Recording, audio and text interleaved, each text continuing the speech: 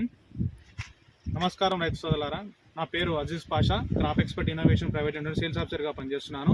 మనం ఈరోజు నాంపల్లి మండలంలోని కేతపల్లి అనే విలేజ్లో మన ఈ క్రాప్ ఎక్స్పర్ట్ వారి ఎక్స్ప్రెస్ అనే మందు వాడిన రైతు దగ్గరికి వచ్చాము. ఈ క్రాప్ ఎక్స్పర్ట్ వారి ఎక్స్ప్రెస్ అనే మందు వాడిన తర్వాత రైతు ఒక అభిప్రాయాలు తెలుసుకుందాం. అన్న నమస్కారం. అన్న మీ పేరన్నా? శంకర్. ఏ ఊరన్నా? మండలం నాంపల్లి మండలం.